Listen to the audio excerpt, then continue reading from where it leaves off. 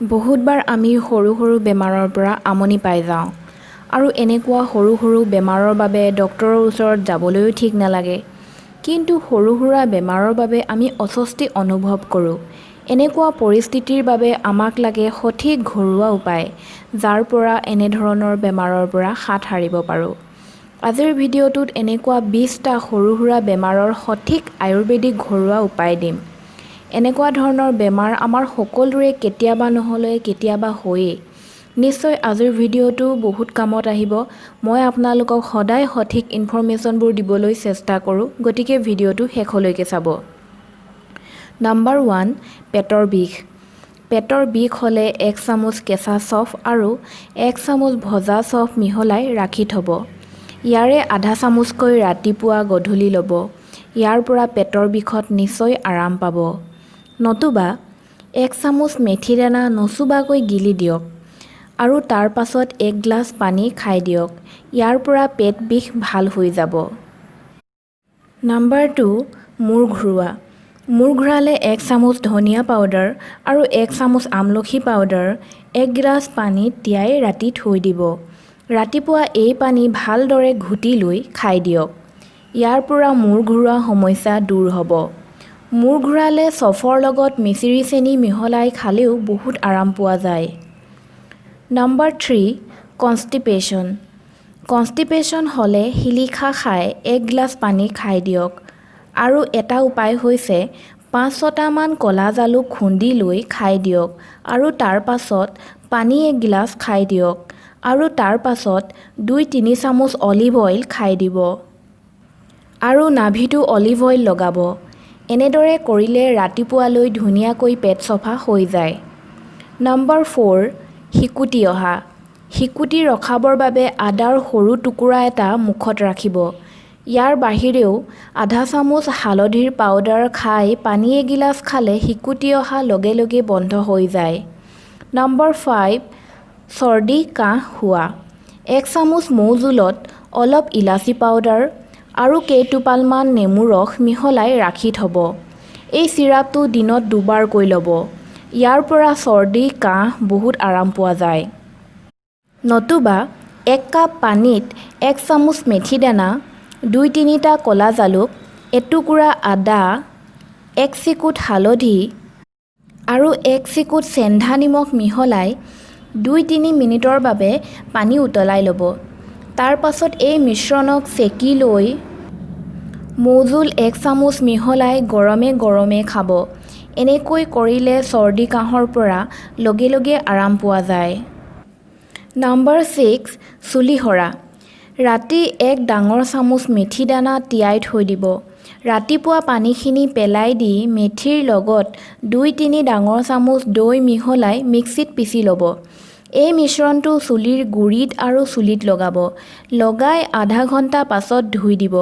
ইয়াৰ পৰা চুলি সৰা কম হ'ব আৰু চুলি চিকচিকীয়া আৰু ষ্ট্ৰং হ'ব। নাম্বাৰ 7, উফি হোৱা। নিমপাত মিহিকৈ পিহি লৈ পেষ্ট এটা বনাই ল'ব আৰু এই পেষ্ট চুলিত 1 ঘণ্টাৰ বাবে লগাব। ইয়াৰ পাছত চুলি শ্বেম্পু ব্যৱহাৰ নকৰাকৈ ধুই দিব। ইয়াৰ পৰা চুলি সৰা নিশ্চয় কম হ'ব। নাম্বাৰ 8, হাই ব্লাড প্ৰেছাৰ।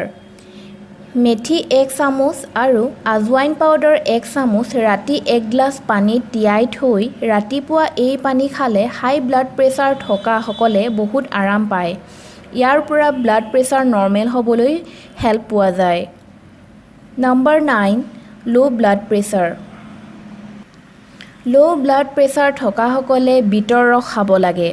এইটো ল' ব্লাড প্ৰেছাৰৰ বাবে বহুতেই ভাল ঘৰুৱা উপায় হয়। ইয়াৰ উপৰিও আলমণ্ড বাদাম তিয়াই থৈ দিব আৰু পাছত পেষ্ট এটা বনাই ল'ব। এই পেষ্টৰ লগত গৰম গৰম গাখীৰ মিহলাই খালেও ল' ব্লাড প্ৰেছাৰৰ সমস্যাৰ পৰা সমাধান পোৱা যায়। নাম্বাৰ 10, কাহ। ক'লা জালুকৰ গুড়িৰ লগত মৌজোল মিহলাই খালে কাহ ভাল হৈ যায়। নাম্বাৰ 11, জ্বৰ। জিৰাৰ লগত গুড় মিহলাই খালে জ্বৰত অদ্ভুত লাভ পোৱা যায়। ইয়াৰ বাহিৰেও আদাত থকা এণ্টিঅক্সিডেণ্টছ জ্বৰ ঠিক কৰিবলৈ লাভদায়ক হয়। 1 চামুচ ক'লা জালুকৰ পাউডাৰ, 1 সৰু চামুচ হালধি আৰু 1 চামুচ আদাৰ পাউডাৰ 1 কাপ পানীত অলপ চেনি দি গৰম কৰি ল'ব। যেতিয়া এই পানী উতলি আধা হৈ যাব তেতিয়া ঠাণ্ডা কৰি এই পানী খাব। ভাইৰেল ফিভাৰ হ'লে এই পানী খালে আৰাম পোৱা যায়। নম্বৰ 12 গেছ আৰু এচিডিটি। চবগুটিৰ চাহ বনাই খালে গেছ আৰু এচিডিটিৰ পৰা আৰাম পোৱা যায়। নম্বৰ 13 গাঁঠিৰ বিষ। গাঁঠিৰ বিষৰ বাবে আদা বহুত ভাল কাম কৰে।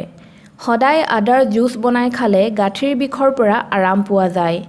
এই জুচত অলপ নেমু ৰস আৰু 1 চামুচ মৌজোল মিহলাই খাব। নম্বৰ 14 ছাল পোৰা। শৰীৰৰ কোনো অংশত যদি পুৰি যায়, পুৰি যোৱা অংশত লগে লগে আলু কাটি লগালে আৰাম পোৱা যায় আৰু ঢৌ নুফুটে।